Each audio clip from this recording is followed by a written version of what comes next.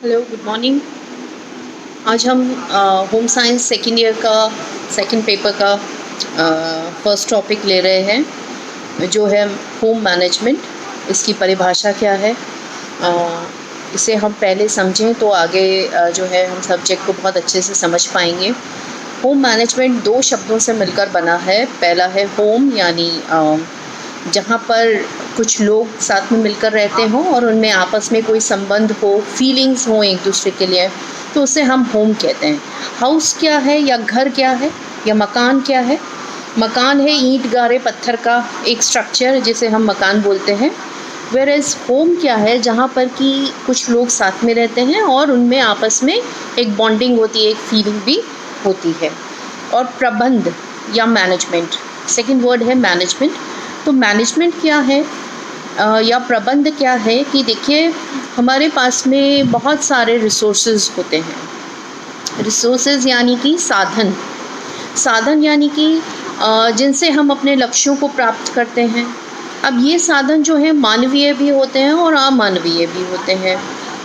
जैसे कि लिविंग और नॉन लिविंग में कैसे कि मानवीय साधनों में क्या है, आपका जो समय है, आपके पास कोई समय होगा, आपके पास में समय है तभी आप अपने गोल को अचीव कर पाएंगे। आपके पास में समय का साधन नहीं है तो आप अपने गोल को अचीव नहीं कर पाएंगे। वेयर एज इसी तरीके से आपके पास में पैसा होना, ठीक है, नॉन ह्यूमन रिसोर्स है। तो पैसा अगर होगा तो आप कोई चीज़ खरीद सकते हैं या आप अपना कोई काम कर सकते हैं। तो इस तरीके से हम कह सकते हैं कि रिसोर्सेज हमारे जो होते हैं, चाहे वो ह्यूमन है या नॉन ह्यूमन है, दोनों ही लिमिटेड होते हैं। अब लिमिटेड, चाहे कोई कितना भी अमीर इंसान है, कितना भी पैसे वाला इंसान है, लेकिन उसके रिसोर्सेज एक लिमिट पर जाकर जो है वो फिनिश हो जाते हैं, वो उसकी लिमिट रह जाती है। तो अब इसको इस प्रकार से जो है व्यवस्थित किया जाए, इन रिसोर्सेज को, इन साधनों को इस प्रकार से व्यवस्थित करके हम अपने गोल्स को अचीव करें, जिससे कि हमें अधिक से अधिक सेटिस्फेक्शन मिल सके। देखिए, जो लो इनकम ग्रुप के लोग हैं वो भी अपने गोल्स अचीव करते हैं, जो मिडिल इनकम ग्रुप है वो भी अपने गोल्स अचीव करते हैं, और जो हाई इनकम है वो भी अपने करते हैं गोल्स अचीव।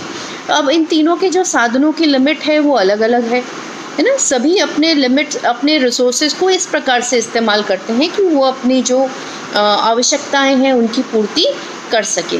तो होम मैनेजमेंट क्या है कि होम मैनेजमेंट एक ऐसी प्रक्रिया है जिसके अंदर कि हम प्लानिंग करते हैं, ऑर्गेनाइज करते हैं चीज़ों को, फिर उनको जो है इम्प्लीमेंट करते हैं और फिर उनका जो रिज़ल्ट आता है, यानी फिर हम उसका गोल अचीव कर जाते हैं। ठीक है। तो हिंदी में अगर हम समझें तो निकल एंड डॉसी के अकॉर्डिंग गृह प्रबंध जो है वो क्या है, आयोजन, संगठन, नियंत्रण और मूल्यांकन की एक क्रिया है जिससे कि हम अपने लक्ष्यों को प्राप्त कर सकते हैं। अब मैं एक एक चीज़ को समझाऊंगी इसमें से। आयोजन या ऑर्गेनाइज करना, आयोजन क्या है कि कोई काम है वो कब होगा, किस समय पर होगा, किस दिन पर होगा, कैसे करेंगे, तो ये सब चीज़ें किसके अंदर आती हैं, आयोजन में।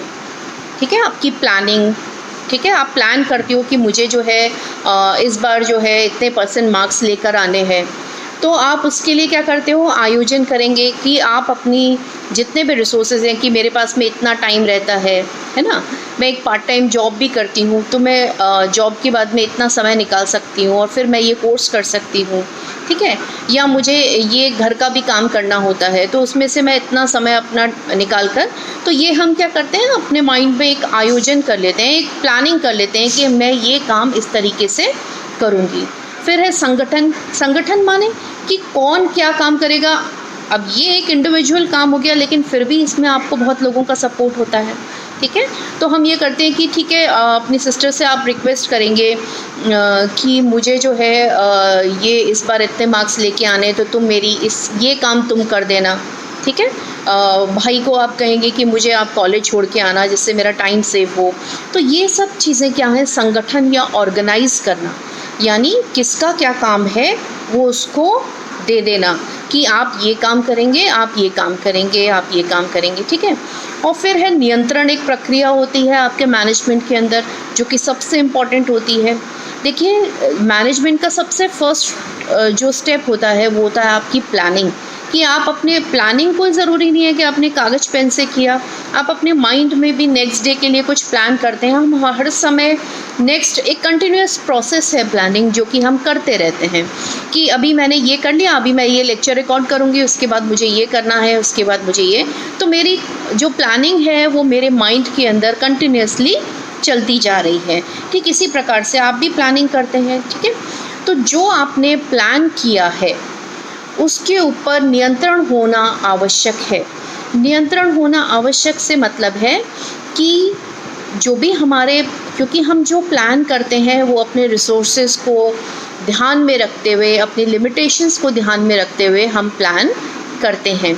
अगर हमने एग्जीक्यूशन के टाइम पर या क्रियान्वयन के समय पर जो हमने प्लान किया था और हम उससे भटक गए, है ना, हमने प्लान किया था कि 2 घंटे किसी काम को देंगे और हमने 4 घंटे दे दिया, ठीक है, तो उससे क्या होगा कि आपका जो आगे की जो प्लानिंग है, जो बाकी की जो 2 घंटे आपने एक्स्ट्रा ले लिए, वो आपकी आगे की प्लानिंग जो है उससे गड़बड़ा जाएगी।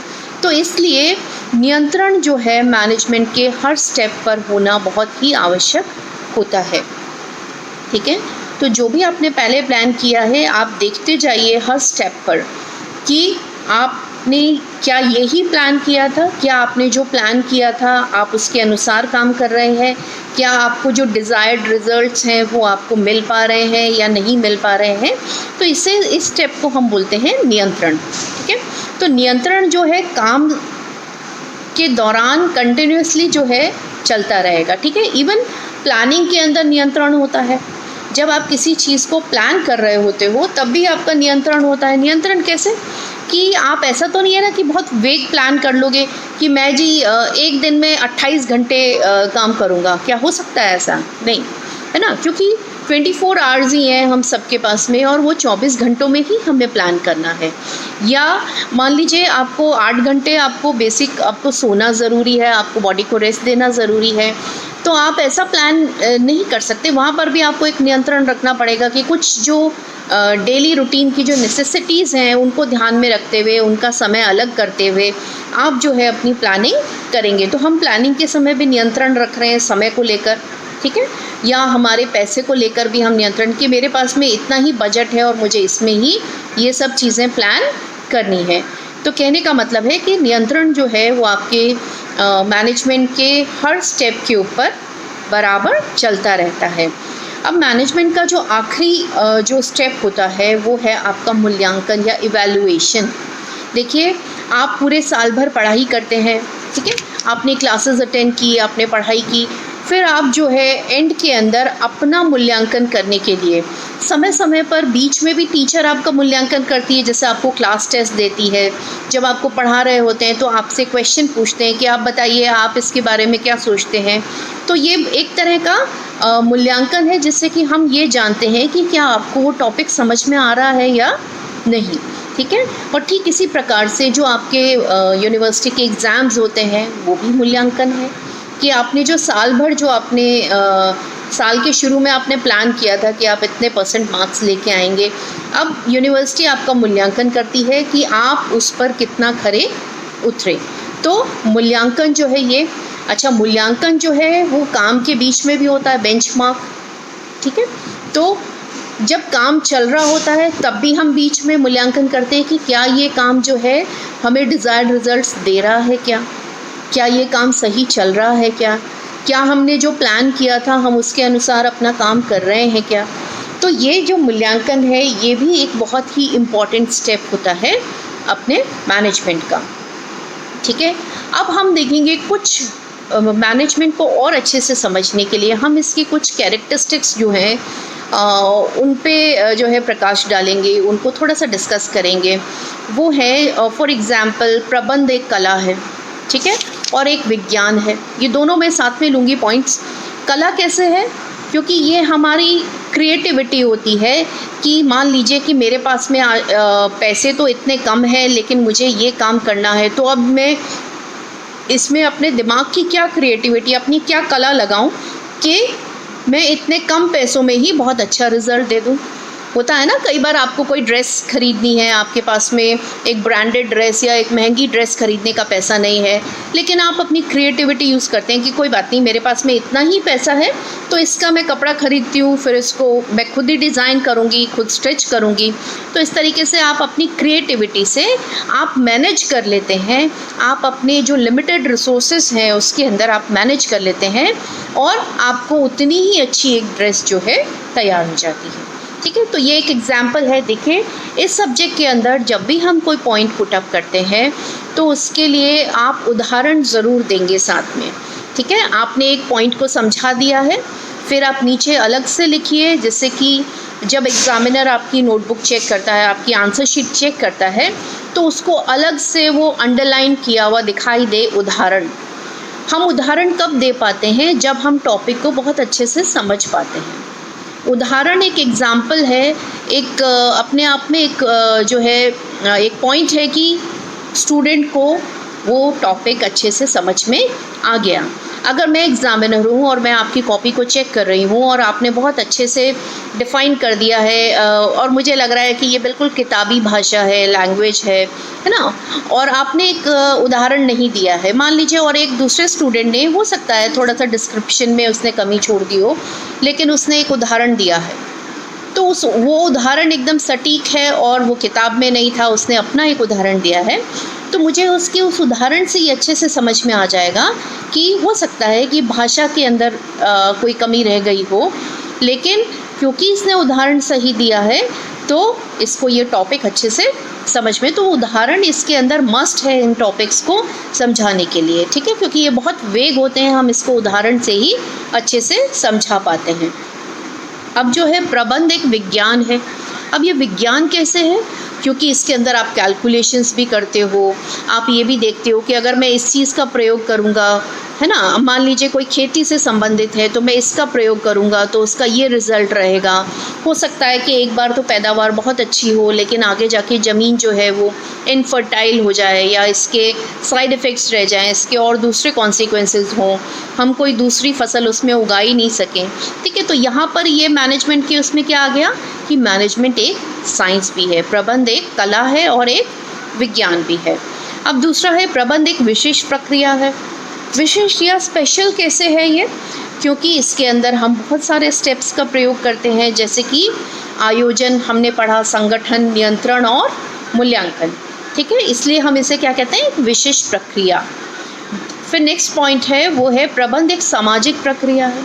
अब सामाजिक प्रक्रिया कैसे है कि कोई भी प्रबंध जो है वो हम जो है बहुत सारे लोगों का सहयोग लेकर, है ना, उनकी इंटरेस्ट के अकॉर्डिंग कई बार उनको जो है काम असाइन कर कर, ऐसा घर में होता है ना, जैसे हम अगर क्योंकि होम मैनेजमेंट की बात कर रहे हैं तो हम उदाहरण घर से रिलेटेड ही देते हैं कि मान लीजिए कि आपके घर में बहुत सारा काम है। ठीक है, घर में डेली का साफ़ सफाई का होता है, कुकिंग का होता है और भी बहुत सारे काम, बाज़ार का होता है।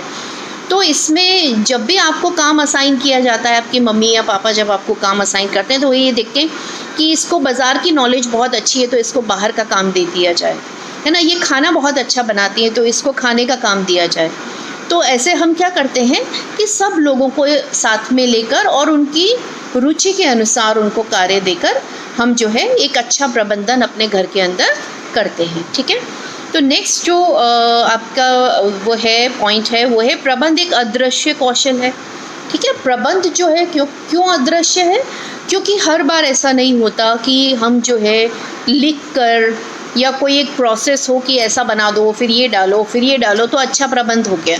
ठीक है, प्रबंध जो है वो हम अपने माइंड के अंदर भी करते हैं। हम रात में जब लेटते हैं तो हम एक प्रबंध करते हैं, प्लानिंग करते हैं कि नेक्स्ट डे जो है मैं क्या करूँगी, है ना, सुबह उठ के मैं ये करूँगी, फिर ये करूँगी, फिर ये करूँगी।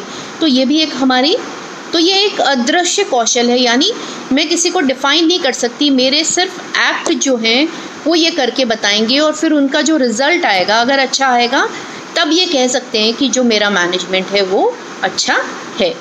ठीक है, फिर प्रबंध का एक पृथक अस्तित्व है। पृथक अस्तित्व या एक कहेंगे कि सेपरेट एग्जिस्टेंस कैसे है?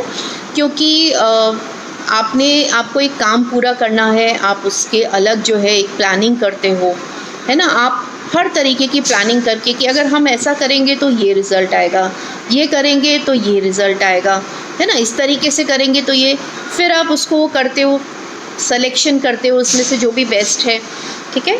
तो प्रबंध जो आपका मेन जो कार्य है उससे पृथक वो है, उससे पहले ही आप एक प्रबंध प्रक्रिया पूरी कर लेते हैं कि ये काम हम इस तरीके से करेंगे, ठीक है। अब नेक्स्ट है प्रबंध सार्वभौमिक प्रक्रिया है। सार्वभौमिक प्रक्रिया का क्या मतलब है कि कोई भी काम देख लीजिए, किसी भी डिपार्टमेंट में देख लीजिए, हम डिपार्टमेंट की बात नहीं करें तो हम बात करें कि हमारे घर के अंदर भी हर समय एक प्लानिंग चलती रहती है ना, कि हम अगले हफ्ते ये काम करेंगे, अभी बारिश का मौसम है तो हमें ये चीज़ें करनी है, ठीक है। या अभी जो है ये सब्ज़ी का मौसम है तो हम अगर हम ये सब्ज़ी का मौसम है तो हम इसके अंदर इसको प्रिज़र्व करके रखेंगे क्योंकि ये साल भर नहीं मिलेगी। तो ये जो है हम ऐसा कह सकते हैं कि ये एक जो है सार्वभौमिक, मतलब घर में भी कर रहे हैं आप, ठीक है, ये भी प्लानिंग है। कोई ज़रूरी नहीं है कि ऑफ़िस में ही प्लानिंग हो रही है, अलग अलग ऑफिसेस के अंदर भी प्लानिंग होती है, ठीक है।